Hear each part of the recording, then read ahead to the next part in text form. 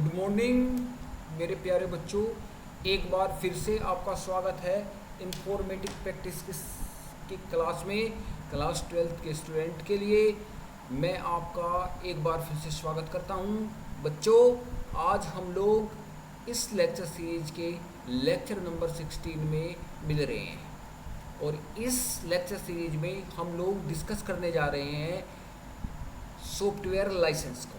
बच्चों, जैसा कि आप ड्राइविंग करते हैं, ड्राइविंग के लिए आपको एक लाइसेंस होता है जो आपको लीगली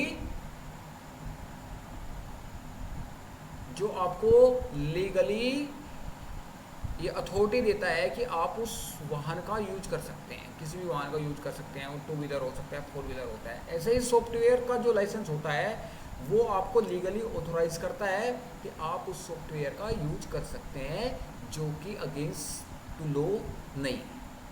समझ में आया बेटे? चलिए पढ़ते हैं आगे। तो अब हम इसकी पर्टिकुलर डेफिनेशन देखेंगे कि a software licence is a document that provide the legally binding guideline to the person who hold it for use and distribution of software. जो सॉफ्टवेयर लाइसेंस है वो क्या करता है? आपको लीगली गाइडलाइन प्रोवाइड कराता है उस आदमी को जो उस सॉफ्टवेयर को यूज करना चाहता है या फिर उस सॉफ्टवेयर को डिस्ट्रीब्यूट करना चाहता है। It typically provide end user with the right to make or one to more copy to the software without violating of copyright। ये जो आपका एंड यूजर होता है उसे ये अथॉरिटी देता है कि वो कैसे उस सॉफ्टवेयर को की कॉपी को किसी को दे सकता है जो कि कॉपीराइट का वॉयलेटिंग नहीं होना चाहिए। It also define the responsibility of the parties entering into the license agreement and may be impose the restriction how the software can be used। ये जो है वो जो पार्टी सॉफ्टवेयर को खरीदती है उसके लिए एक प्रोविज़न लाता है कि वो उस सॉफ्टवेयर का यूज़ अगेंस्ट टू लॉ नहीं होने देगी और उस पर कुछ रिस्ट्रिक्शन इम्पोज करता है। ठीक है बच्चों? तो licence term and a conditional usually include the fair use of software. मतलब लाइसेंस एक ऐसी टर्म है जो ये बताती है कि जो आपका सॉफ्टवेयर है उसका जो यूज है वो लीगली होना चाहिए। ठीक है बेटे?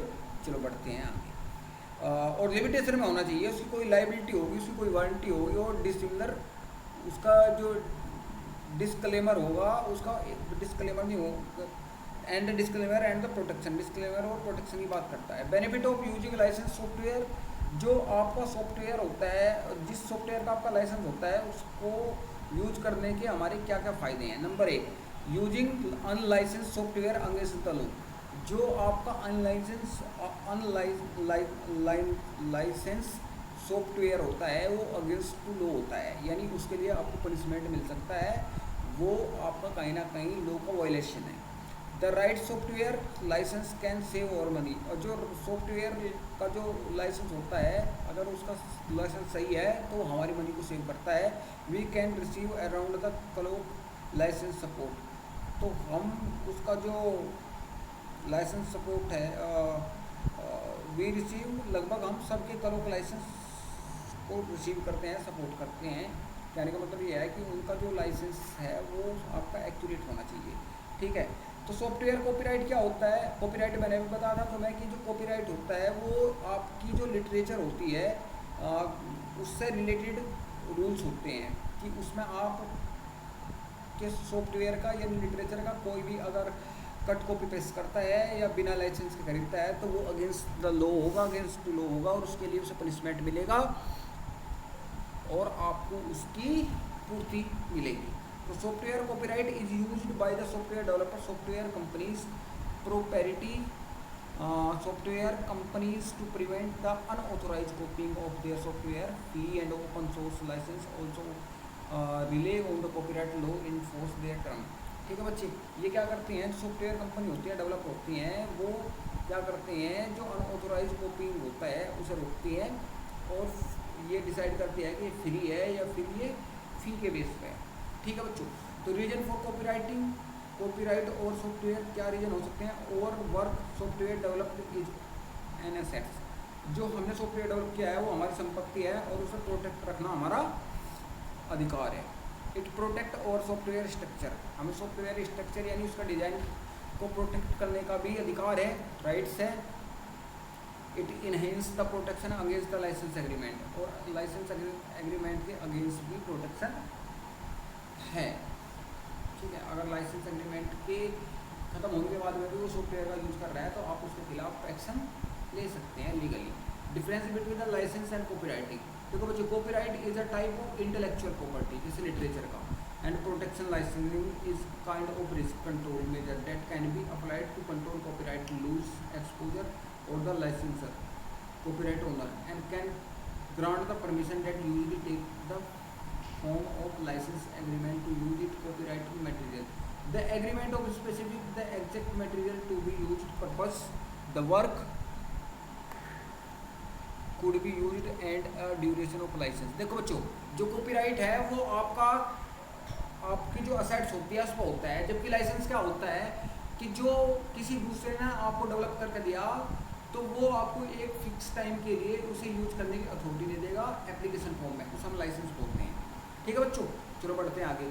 Free and open source software FOSS is a kind of software that all allow user to not only freely run the program for any purpose but also provide user access to its source code.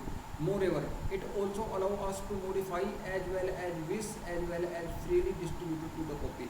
बच्चे देखो free software हमें free मिलता है, ठीक है, और जो आपका रीजन वो जो आपका देखो kind of software that allow the user not only freely run program for any purpose but also provide user access to its source code.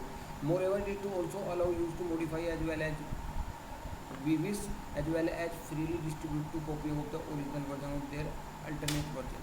देखो बच्चों इसमें क्या है कि फ्री सॉफ्टवेयर का मतलब ये नहीं है कि वो हमें फ्री प्राप्त होगा, इसका मतलब ये है कि हम उसको सोर्स कोड में चेंज कर सकते हैं जैसे कि हमें नीड होती है, ठीक है। Following criteria must be meet for FOSS, कौन सा है, source code must be include, source code इसमें इंक्लूड होता है।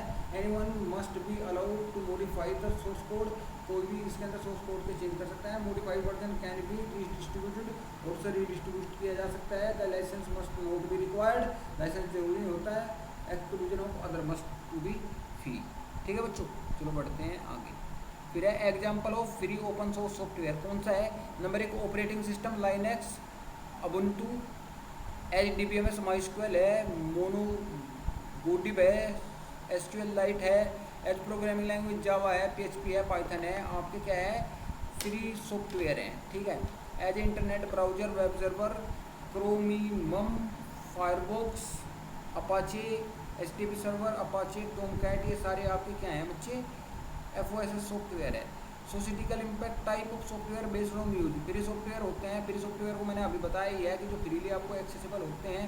और ओपन सोर्स सॉफ्टवेयर क्या होते हैं, open source software can be freely use, changed, improve, copy and redistribute, जिसके अंदर हम क्या करते हैं फ्रीली यूज करते हैं और उसकी कॉपी को हम क्या कर सकते हैं रीडिस्ट्रीब्यूट कर सकते हैं, इसमें इम्प्रूवमेंट कर सकते हैं, ठीक है। बस इतना ही याद रखना है, इससे ज़्यादा नहीं करना। सोसाइटिकल इम्पैक्ट क्या है, type of software based on use.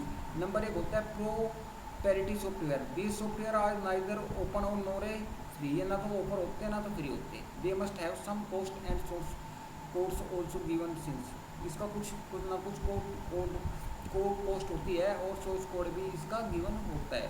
Freeware आपको पता है these are available free of cost, ठीक है बच्चे। और shareware these software are freely use, copy and distribute the certain period of time, ठीक है।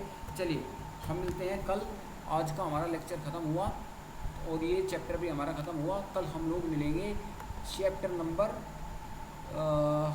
सोसाइटिकल इम्पैक्ट 2 पर, ठीक है बच्चों। कल से हम इसकी स्टडी करेंगे और ये हम देखेंगे आपके साइबर क्राइम, ठीक है बच्चों। कोई दिक्कत नहीं।